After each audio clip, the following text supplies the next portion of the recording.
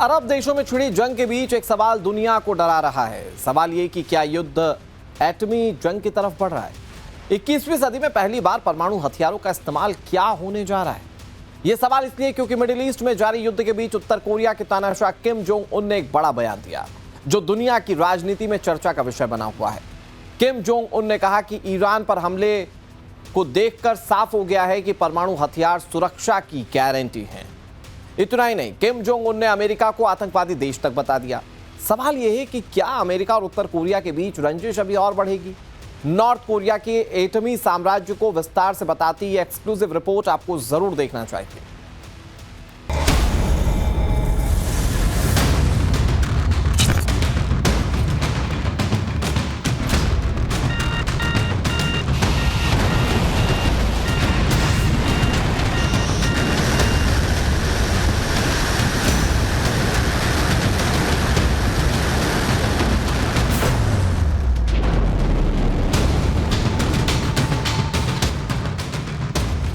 जिस्म पर काला लिबास, आंखों में काला चश्मा और जहन में एटम बम की सनक।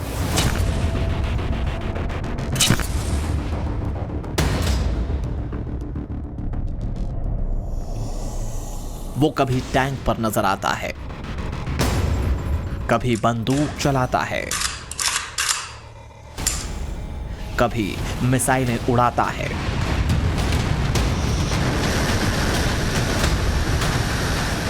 किम जोंग उन, दुनिया इसे तानाशाह कहती है, रॉकेट मैन कहती है, क्रेजी मैन से लेकर सनकी तक नाम देती है।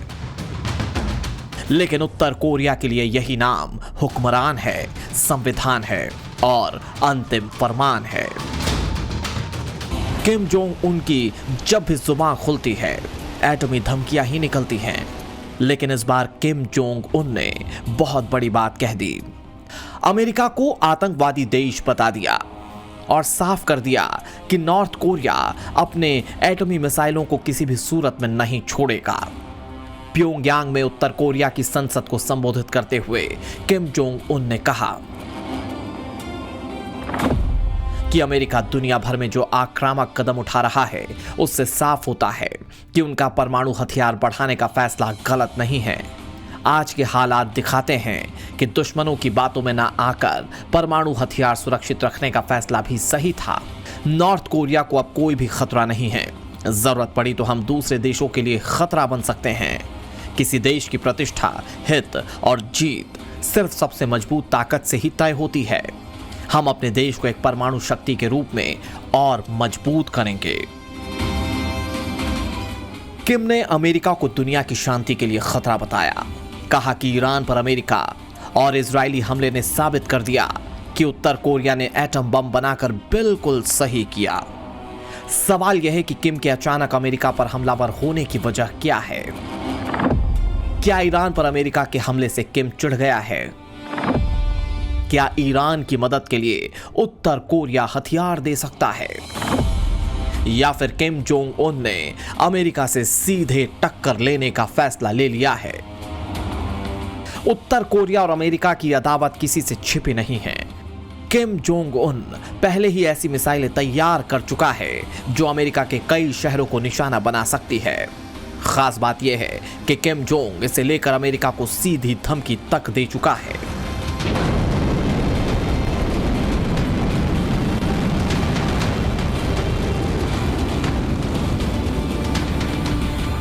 किम जोंग उन की जिस तरह की धमकियां हैं उससे इतना तो साफ है कि दुनिया में अगर कभी भी परमाणु बम दागने की जरूरत पड़ी तो वो या तो पाकिस्तान जैसा आतंकी मुल्क होगा या फिर किम जोंग उन की ही करतूत होगी।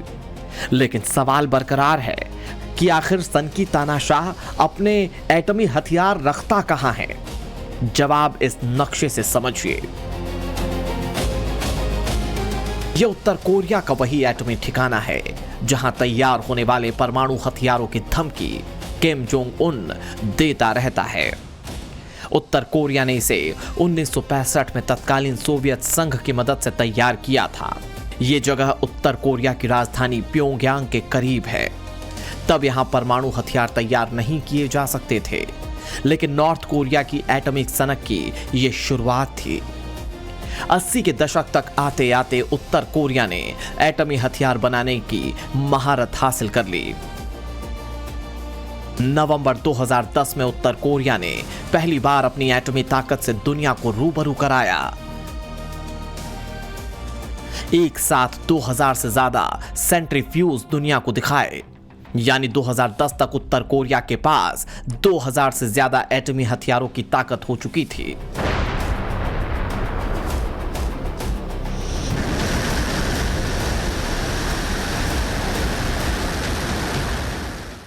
ये एक वो दौर था जब उत्तर कोरिया के बारे में दुनिया कम ही जानती थी।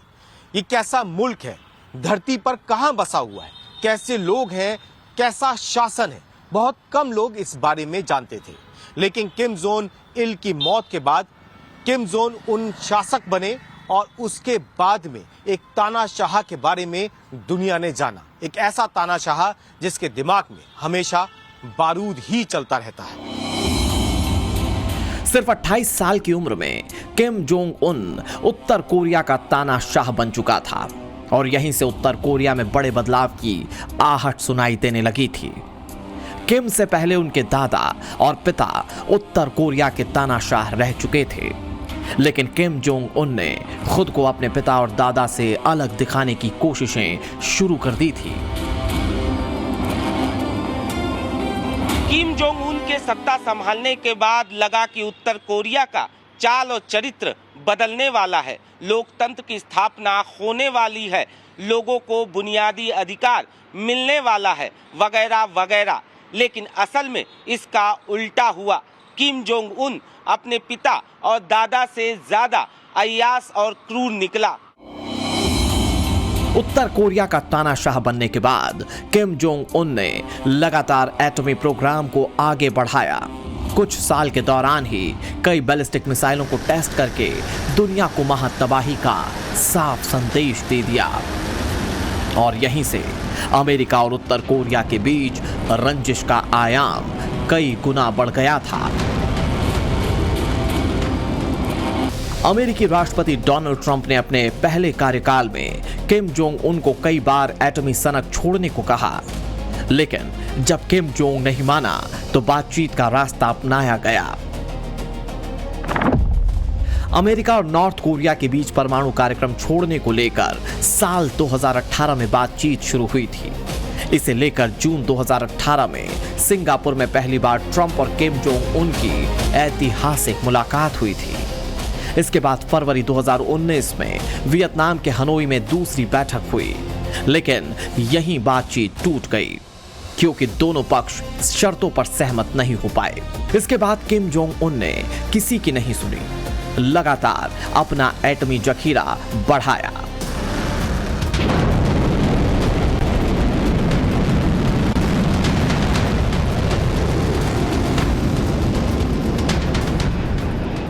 Stockholm International Peace Research Institute की 2025 की एक रिपोर्ट के मुताबिक उत्तर कोरिया के पास करीब 50 परमाणु वॉरहेड हैं और इतना यूरेनियम है कि किसी भी वक्त उत्तर कोरिया 40 से ज्यादा और एटमी हथियार बना सकता है। फिलहाल नॉर्थ कोरिया के पास कुल कितनी मिसाइलें हैं, इसका सटीक आंकड़ा किसी के पास नहीं, लेकिन अनुमान के मुताबिक नॉर्थ कोरिया के पास सैकड़ों बैलिस्टिक मिसाइलें हैं, जिनमें शॉर्ट रेंज, मीडियम रेंज और लंबी दूरी की मिसाइलें शामिल हैं। इनमें से कई मिसाइलें अमेरिका तक पहुंच सकती हैं।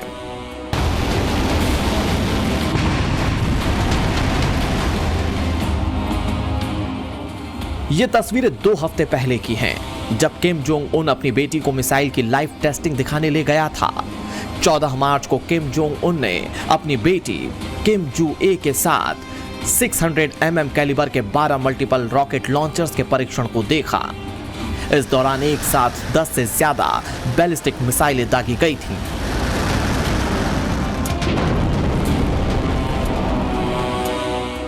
ईरान पर अमेरिका के हमले के बाद से ही किम जोंग उन लगातार सैन्य तैयारियों में लगा हुआ है।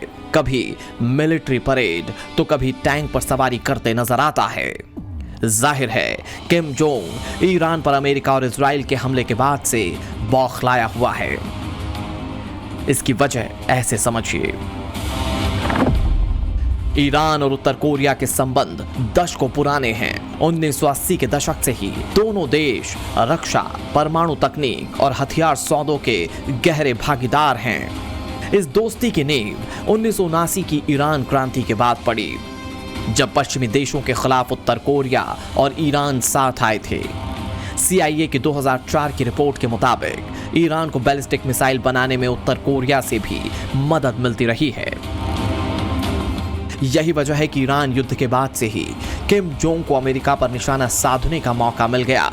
लेकिन किम जोंग उन ने जिस तरह से हर हाल में परमाणु हथियार का प्रोग्राम जारी रखने का फैसला किया है, उससे दुनिया के कई देशों के माथे पर शिकन आ गई है।